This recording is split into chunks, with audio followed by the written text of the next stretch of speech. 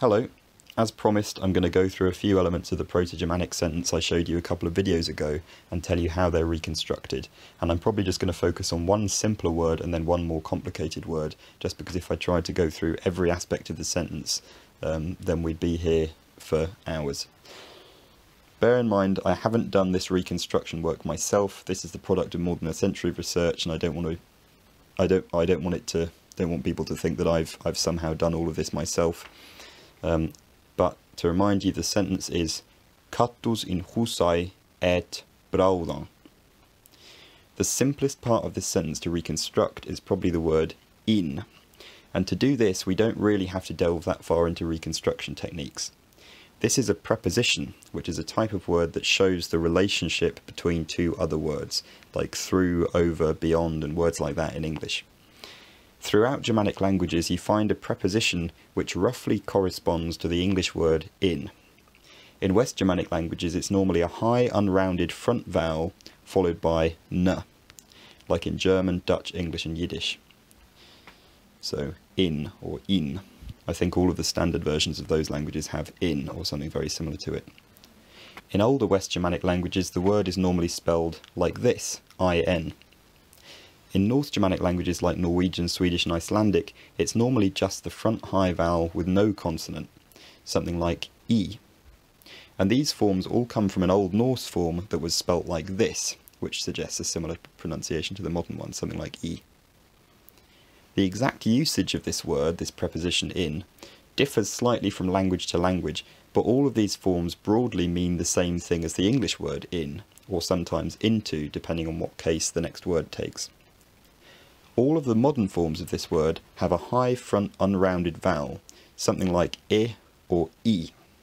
So, short of other evidence, it's likely that the common ancestor of all these words had a vowel that a modern linguist would recognise as front, high and unrounded. So the tongue is towards the front of the mouth, high in the mouth, and the lips are unrounded. So I, E, something along those lines. And that's not absolutely 100% definitely true.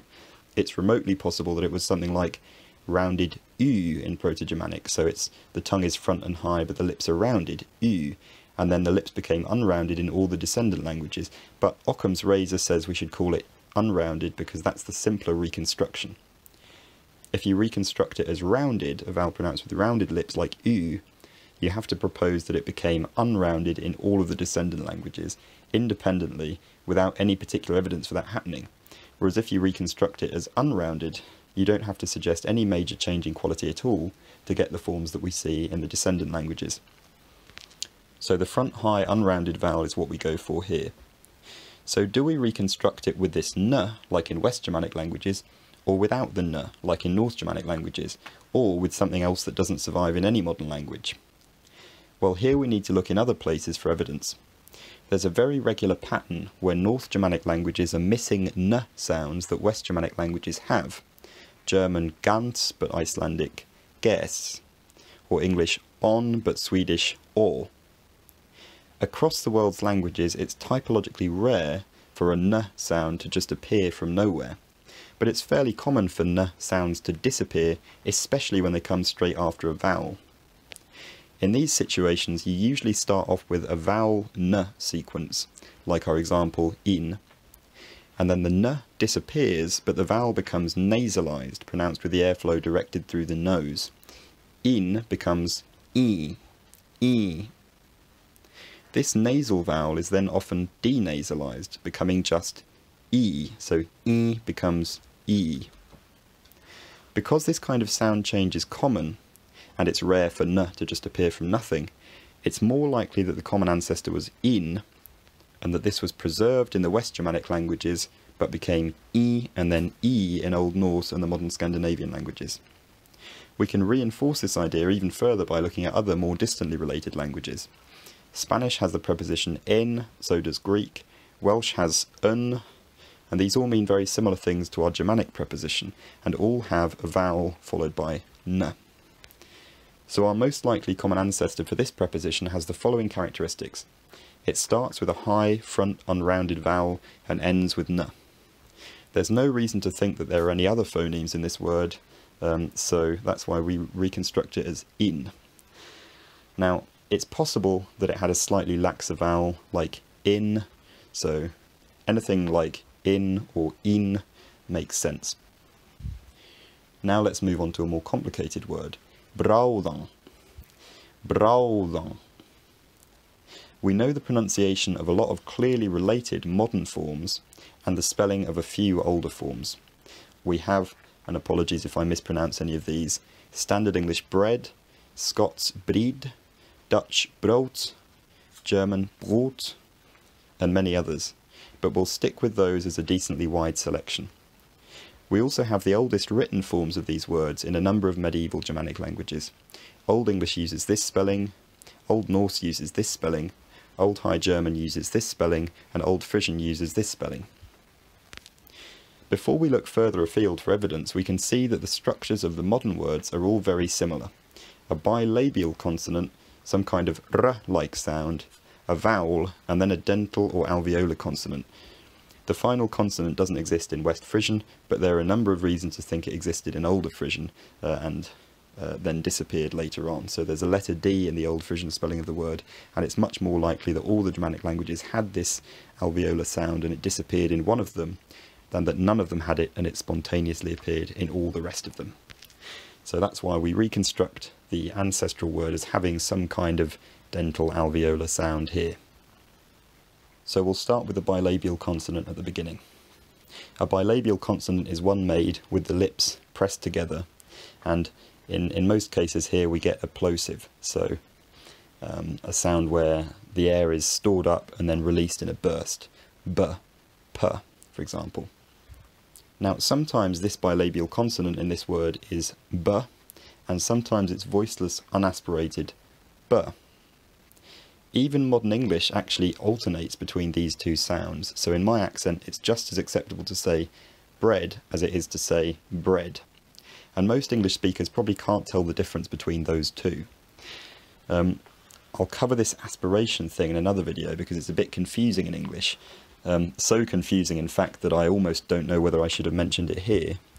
But suffice it to say, we don't know if the sound at the start of this ancestral word was voiced b or voiceless unaspirated b, which sound very similar to each other anyway.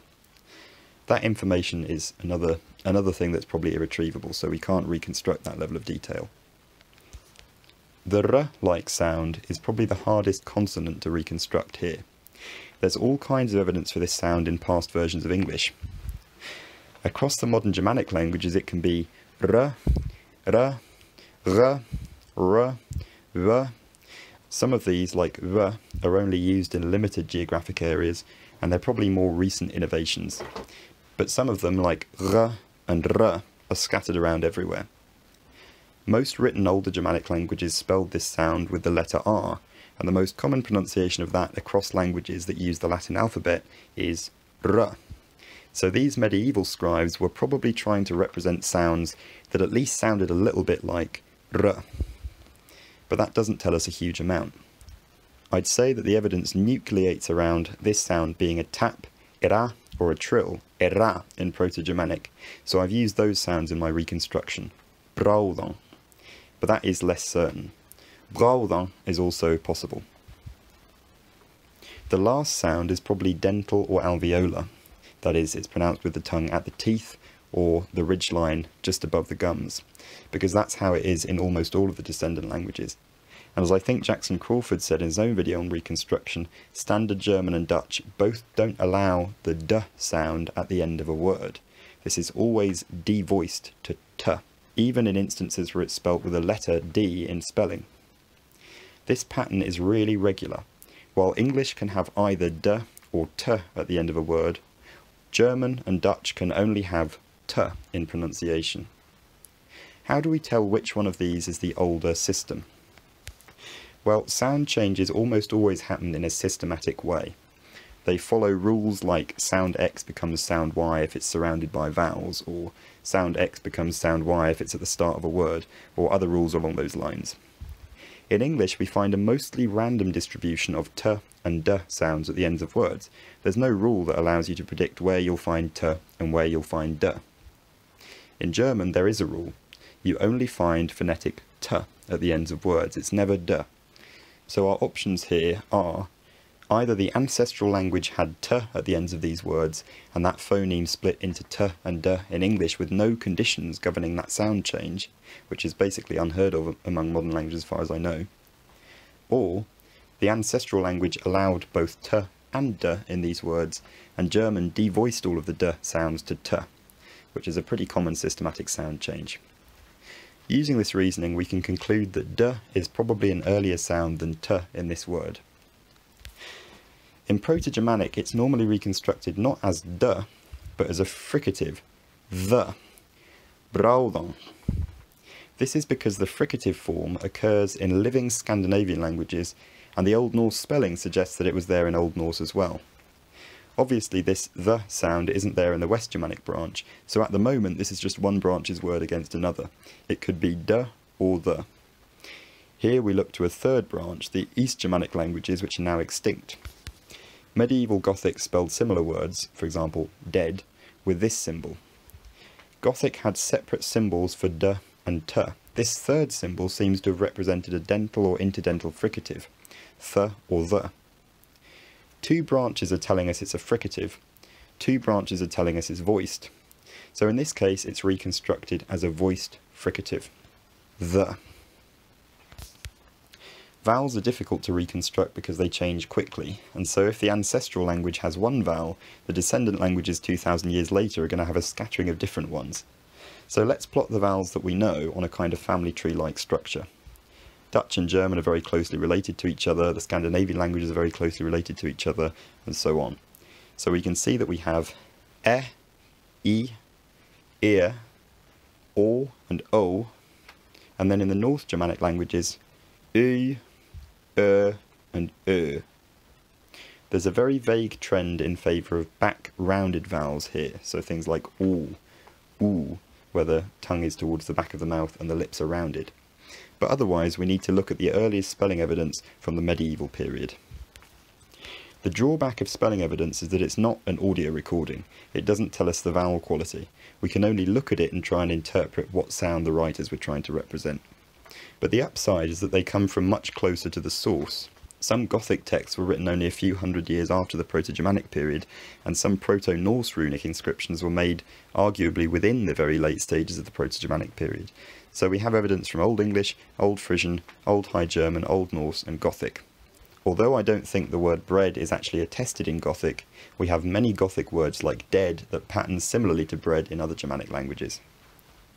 The closer you get to the source, the closer you get to Proto-Germanic, the more writers are wanting to spell this with AU, or the equivalent of AU. The most common pronunciation of this letter across languages that use it is A. The most common pronunciation of this letter is U. 2,000 years ago, the same was probably true. Classical Latin used this alphabet, and we have a very good idea of how that was pronounced because there are texts from the time that describe it. Luke Ranieri's channel is a very good one if you want to look further into that. So if we take early medieval writers at face value, we're looking at a diphthong that sounds a bit like ow. That could mean a lot of things to a lot of different people. It could mean ow, it could mean oh, it could mean ow. Linguists lean towards a low vowel, pronounced with the tongue far back in the mouth. Ah, rather than ah. There are a lot of reasons for reconstructing this as a low back ah. If you're trying to reconstruct the development of all the later Germanic languages, a back vowel makes more sense here than a front vowel. But again, the exact quality probably differed from dialect to dialect.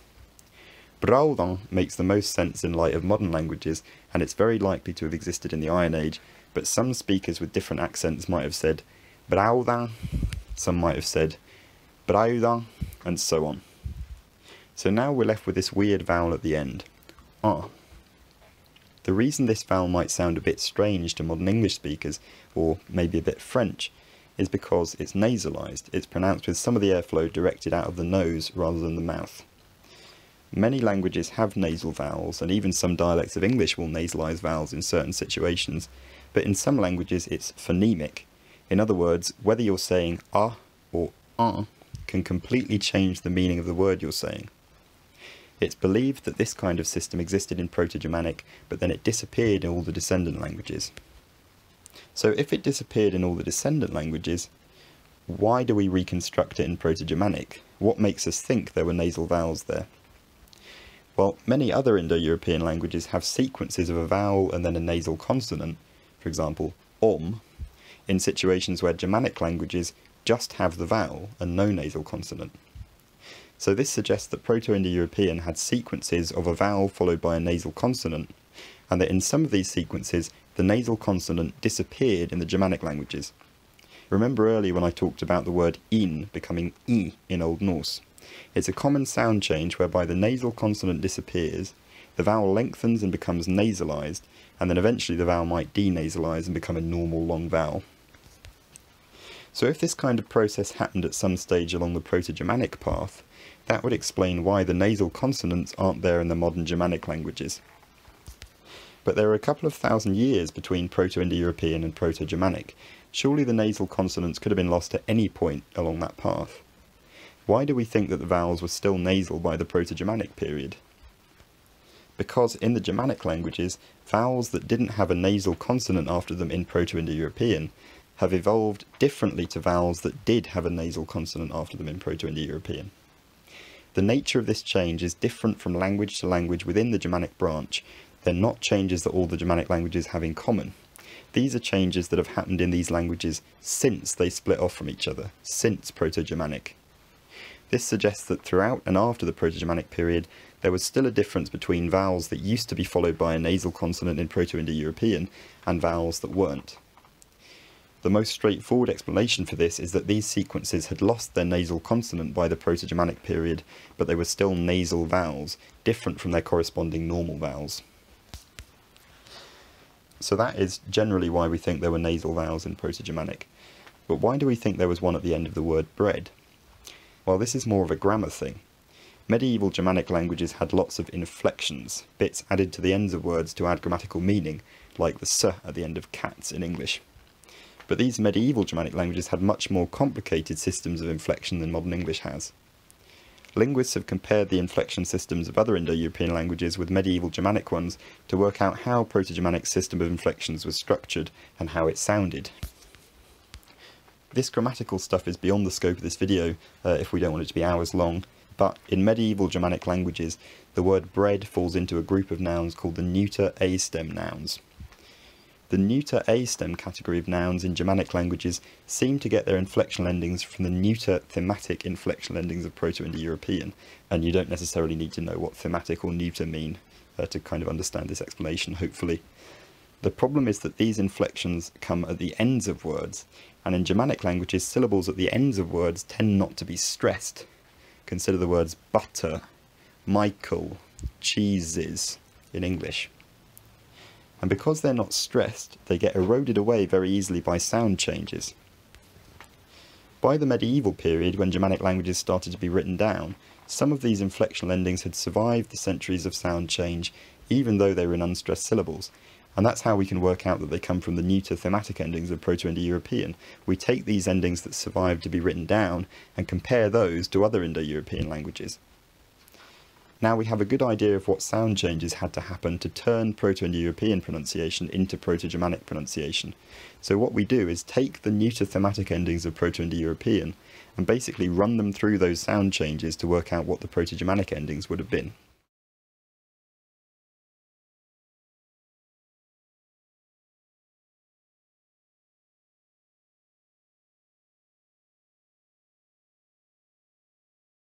In the nominative, accusative and vocative cases, you have this ending. Because this is a short vowel with no consonant after it, it's very susceptible to getting eroded away. And indeed, to explain the development of Old English phonology, we have to reconstruct a rule whereby low vowels, like a and disappear at the ends of words. Counts as a low vowel because it's pronounced with the tongue low in the mouth, so we assume it just disappeared at the same time as the rest of them. So that's an example of where we can infer that an extra vowel existed in Proto-Germanic even though it doesn't exist in any of the descendant languages. So we reconstruct this word as braudan. If I tried to go through the whole sentence, it would take me years, so I'll stop there. But I realise this is quite heavy and theoretical, so I'll try my best to be more active in the comments here and answer questions about the content of this video or other aspects of my reconstructed sentence. And no question is too silly. There are bound to be things I've overlooked here that I should have explained better, so feel free to ask and I'll try and respond as much as I can. I've also said I'd respond to a few Patreon questions on this topic, so I'll wrap up and answer those now to stop this video becoming too long. Sorry if I mispronounce any names.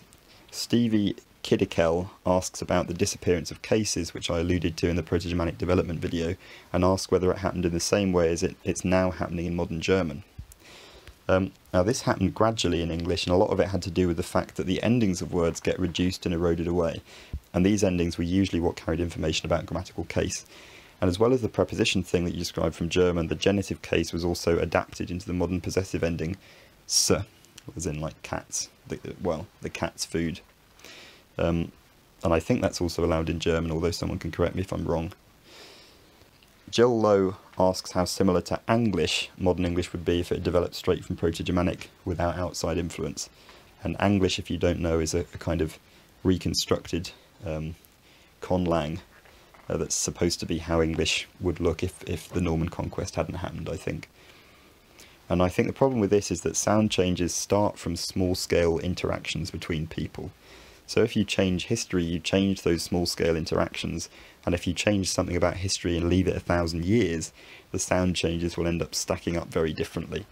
Most versions of English I've seen assume a sort of modern English phonology, but I think in order to avoid French influence and Latin influence in history, you'd have to sort of change the socio-political situation quite a lot, and I think that would just cause this butterfly effect, and modern English pronunciation probably would be completely different.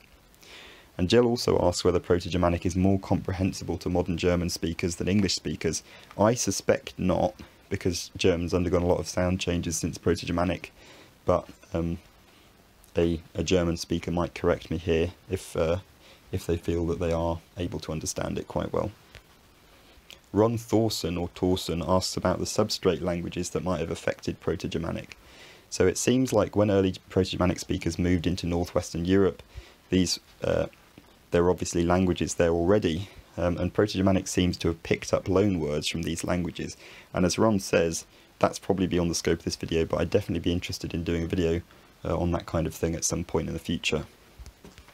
And Sarah Passel, or maybe Passel, asks a couple of really interesting questions as well, and one of them is about whether conversation style changed in Germanic languages as they lost their inflections. And I'd absolutely love to know the answer to this, but unfortunately we don't have access to much conversational material from the medieval period when a lot of this stuff happened, at least in English, although you might have more luck with other languages that I've not looked as far into.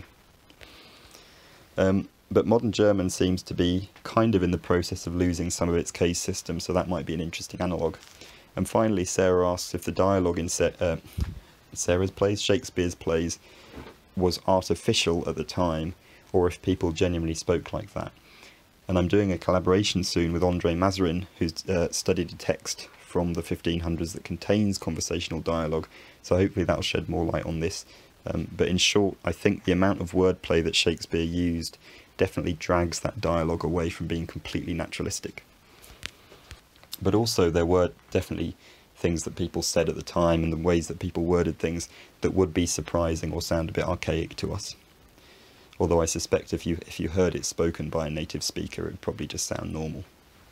And a few comments that were on the video.